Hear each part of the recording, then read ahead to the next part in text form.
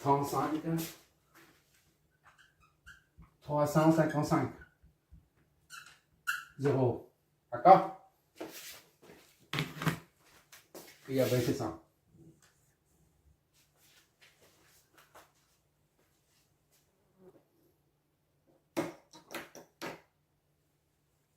Bon, à partir de là, on est du ICD. ICD, là, c'est là, moins IAB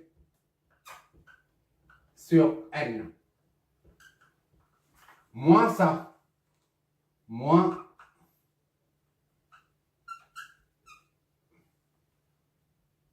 25 racine de 2, 0 sur N, c'est 120 sur 100, 600.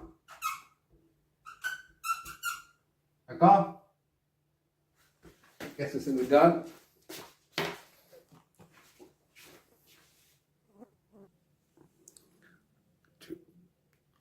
Ok. Vu. Ça donne ça. Donc, c'est déphasé, là. Moins. Modulo efface, tu verras, c'est. Voilà. 180.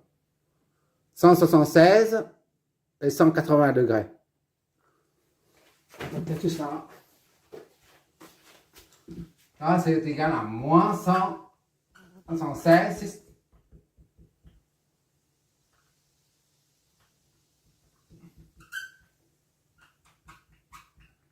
180 degrés.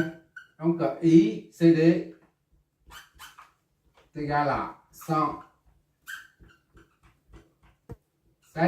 180 degrés. Voilà. Ça, c'est ampère.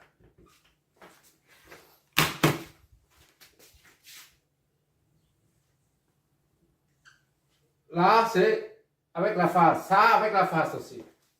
D'accord?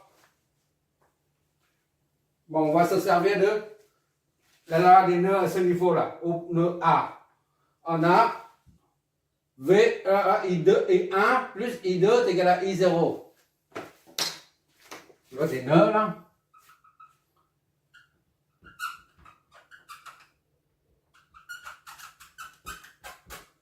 I1, I0 est égal à I1 plus I2. C'est ça, hein? Oui, I1 plus I2. C'est-à-dire, I0 c'est égal à IAB plus ICD. I1 c'est IAB plus ICD. C'est 3. Ou ça, si tu préfères, c'est la même chose, d'accord? AB c'est ça, c'est-à-dire 25 racine de 2, 0, plus ça, 176 et 180 degrés. D'accord? Et 0. Tu verras l'utilité des nombres complexes, les phaseurs. Tout de suite, là, tu verras tout de suite l'utilité.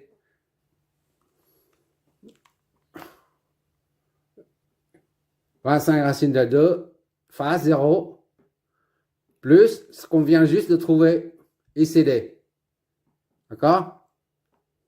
Et ça nous donne ça. Module des phases, ça fait moins 141, 42. Ça fait des phasés de 180. D'accord?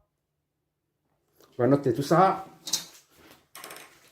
Et O, I0, c'est 141, 422, 180 degrés. Ampères. Ce sont des ampères, des amplitudes. D'accord, merci là. Mais merci là, c'est pas des valeurs efficaces. À quoi ça sert de calculer ça? Ouais. Il y a un but pour ça, un objectif. J'ai repris ce schéma-là, je le mets là, je le mets là. 2 fois dessus. Pourquoi on a utilisé ces modules et phases là? Tu as bien vu tout à l'heure, on a supposé qu'on était on a supposé une alternance quelconque. D'accord? Que ce soit l'alternance soit positive ou négative, ça n'a pas d'importance. Et on se dit, voilà, pendant l'alternance N, le courant I0, I1 et I2 s'orientent de cette façon-là. D'accord? Et on a calculé tout ça en s'appuyant sur l'alternance supposée N. C'est-à-dire I0, et on a trouvé tout ça. I0, c'est il y a 180 degrés là. Ça, ces 3 valeurs-là correspondent à l'alternance N supposée des deux. D'accord? Or, on a mis I0, on a supposé I0 dans ce sens-là. Et maintenant, on voit un déphasage. Donc, c'est dans l'autre côté, vers l'autre côté.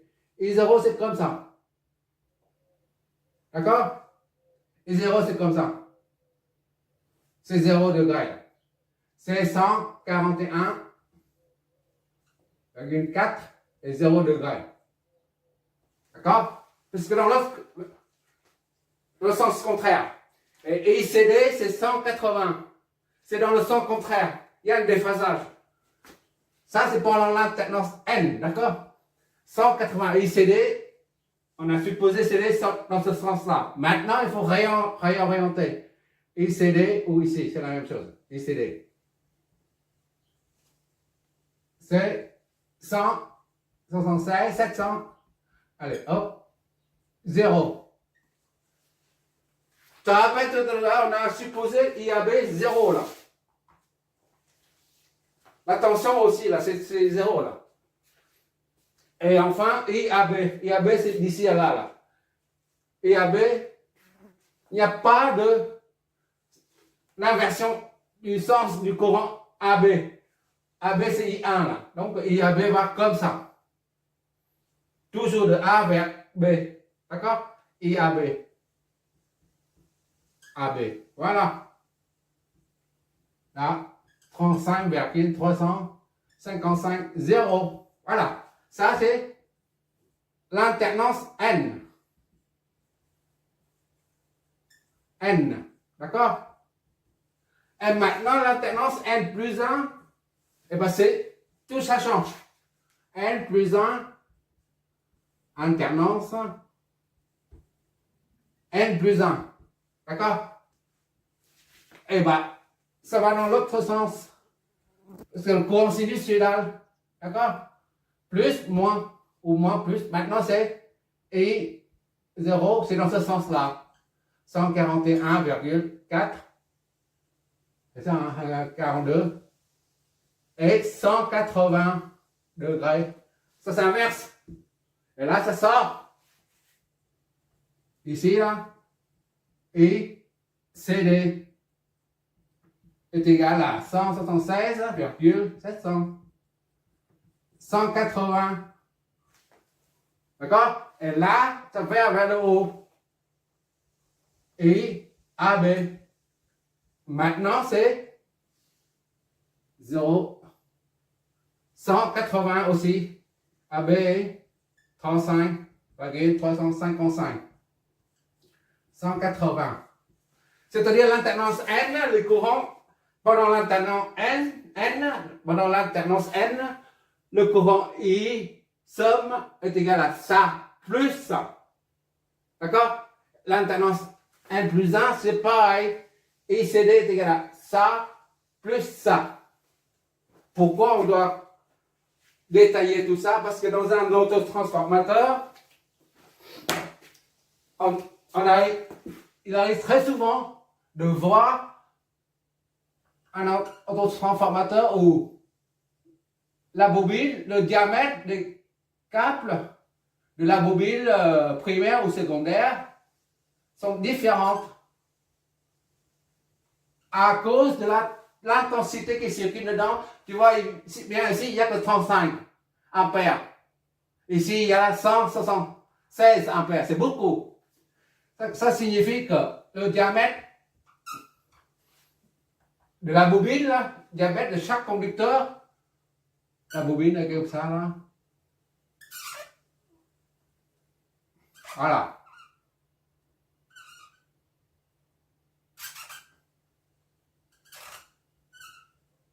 Le diamètre, là, ça c'est le diamètre. D'accord? Diamètre de ça est plus important que celle-là.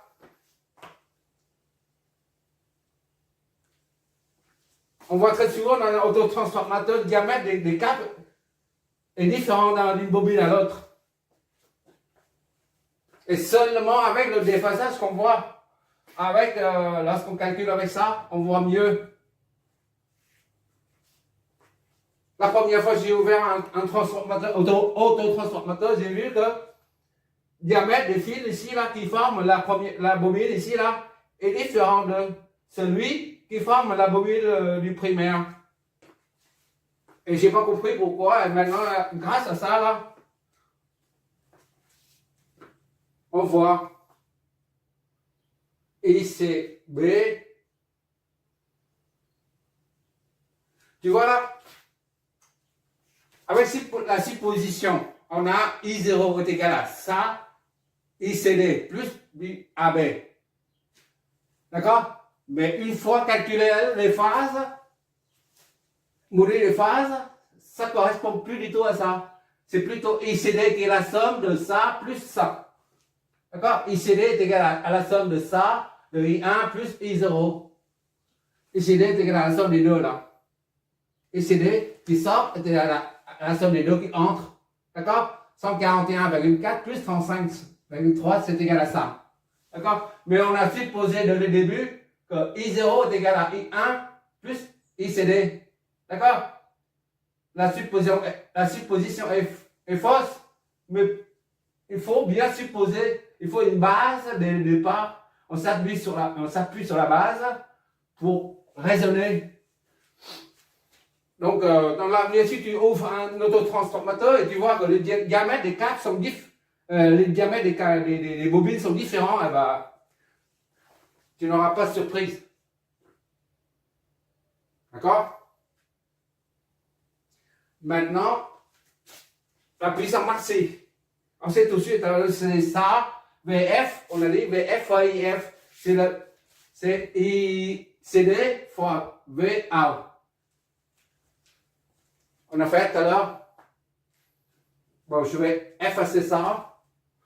Je vais effacer ça. Je vais voir. On va déterminer maintenant la puissance apparente maxi disponible aux bornes de sortie dB. D'accord? S est égal à VA efficace fois I CD efficace. D'accord? Voilà. Il y a plus d'encre.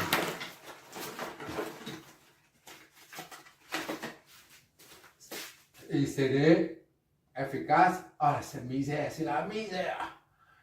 VA efficace, c'est 480 fois ICD efficace. ICD il est où? ICD est là. 176, 700 divisé par racine de 2 pour avoir la valeur efficace. D'accord? Donc, qu'est-ce que ça nous donne? 480 divisé par 76 divisé par racine de 2. Voilà. Oh, fois.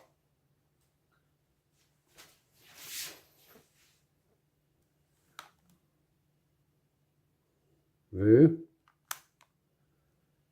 60 000 volts ampères, 60 kg volts ampères, d'accord? 60 000 volts ampères. S admissible et donc admissible 500 kV. Voilà. pour répondre à cette question-là. La puissance apparente maxi. On va bien, la puissance apparente, c'est tension efficace fois inefficace. D'accord? Il n'y a pas de déphasage. On ne tient pas compte de déphasage. Le déphasage permet de faire la somme des courants. Et quoi encore? Déterminer la charge qui correspond à cette puissance-là, qui consomme cette puissance. S est égal RI au carré. D'accord? RI au carré. Et c'est ICD qui va dans la charge. C'est ICD là, qui va dans la charge. ICD. Là, comme il s'agit d'une puissance apparente, ce sont des valeurs efficaces qu'on a à faire. Donc, c'est ICD efficace au carré. D'accord? Donc, R est égal à S sorti là. S sorti. Ça, c'est S admissible. Admissible, voilà. S admissible divisé par ICD au carré. Au carré. Soit 60 divisé par ICD. Ça au carré. Racine de 2. D'accord? Tout ça au carré. Donc, R.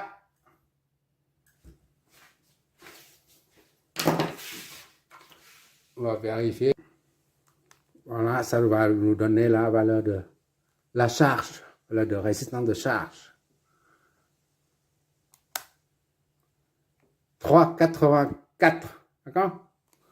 3,84 ohms. 3,80. 4 ohms.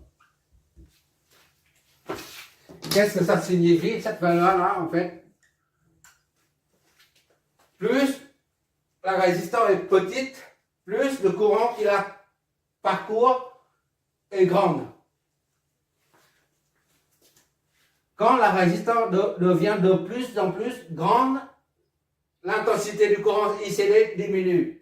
Et quand la résistance devient infinie, il n'y a plus de courant. D'accord? Donc ça signifie que la charge maxi qu'on peut mettre dedans, là, R doit être pour ne pas surchauffer. Surchauffer, ça c'est comme ça, 2F. Surchauffer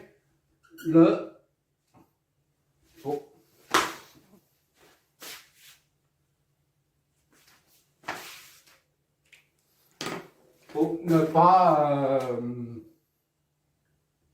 provoquer une surchauffe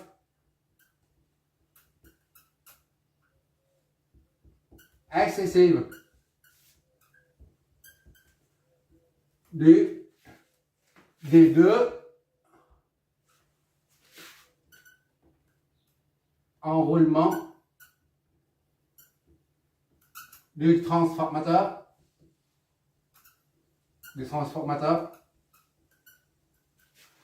R doit être supérieur ou égal à 3,84 ohms. D'accord? R est égal à 3,84 ohms. Cela signifie qu'on reste dans le cadre de 15 kVA pour chaque enroulement. S1 est égal à S2 est égal à S est égal à 15 kVA. D'accord? Et S sorti là, S sorti est égal à 60 kVA. D'accord?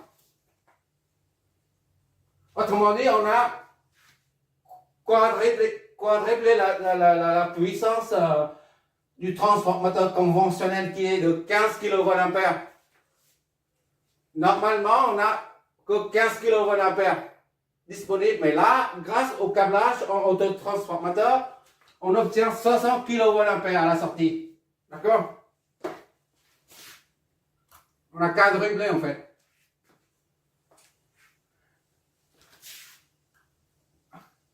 Si R est égal à 1, par exemple, si inférieur à 3,84 ohms, oh, par exemple, R est égal à 1 ohm, par exemple. Qu'est-ce que ça nous donne? Est-ce qu'on va dépasser la capacité? On va bien voir, on va calculer ça. On met ça à côté. Pour R est égal à 1, par exemple.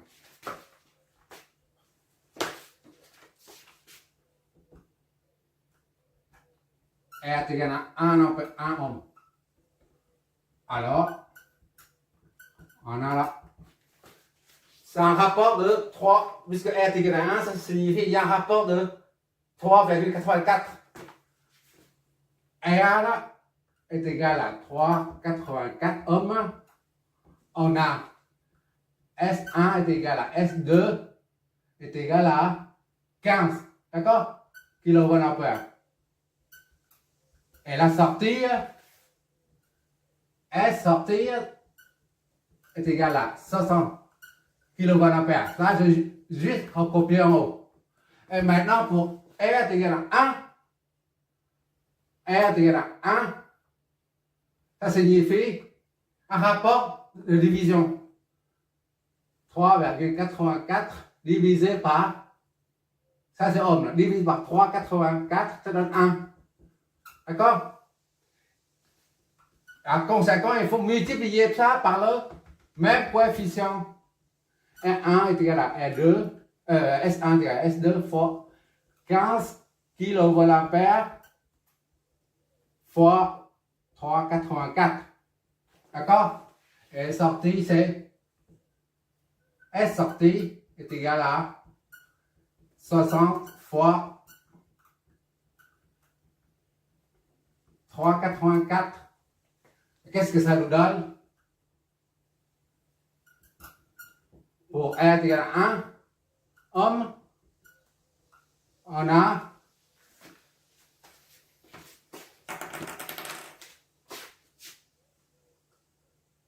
15 fois 3,84.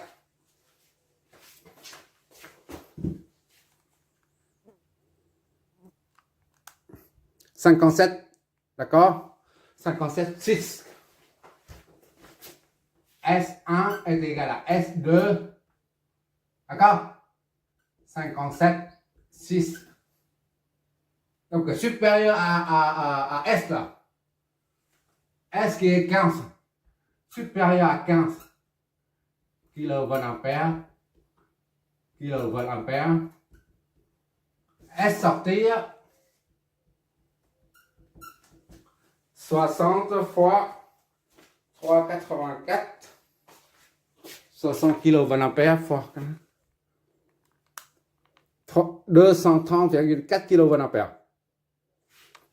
230,4 kVA. Qu'est-ce que ça signifie? Ça signifie que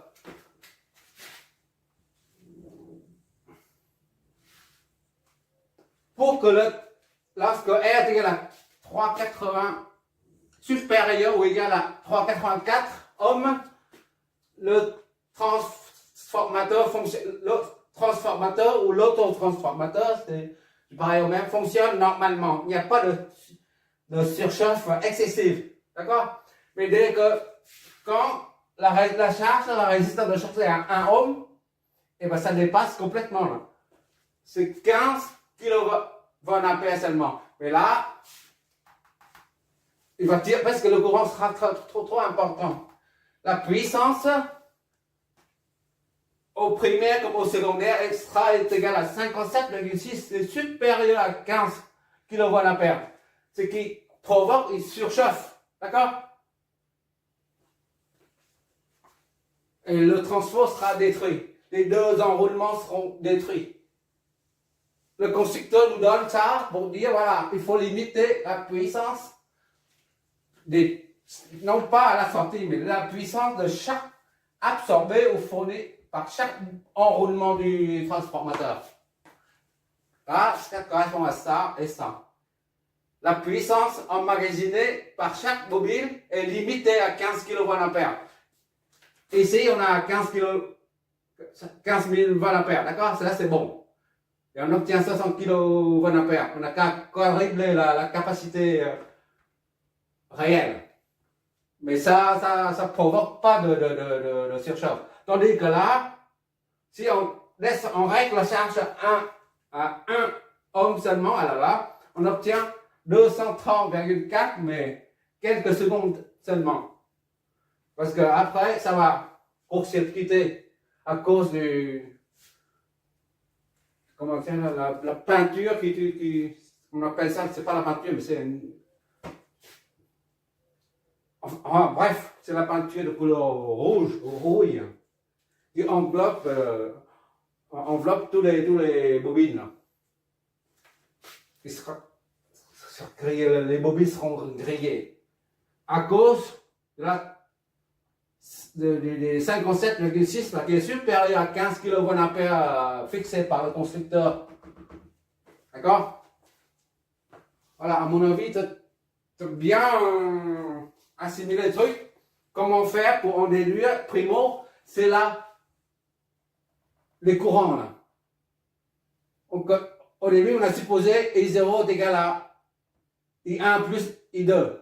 Mais en fait, à la fin, grâce au modèle des phases, on trouve que I1 et I0 est égal à ICD. C'est les plus pareils, d'accord? Et c'est la raison pour laquelle, chaque fois que tu ouvres un autotransformateur, tu regardes bien les bobines, tu verras que le diamètre sont pas les diamètres sont pas les mêmes. Et pour cause, d'accord? Et la puissance disponible, puissance fixée par les constructeurs, la puissance S est à respecter. Lorsqu'on veut augmenter via la tension, via un câblage en autotransformateur, abaisseur ou élévateur de tension, il faut toujours observer cette énergie, cette puissance. On va faire un deuxième avec deux sources, d'accord? On va faire un deuxième avec deux sources de tension différentes. Par exemple, ici 600, au lieu de 600, et ben au 120, on n'a que 30 volts par exemple. Et on va voir ce que ça donne à la sortie. D'accord?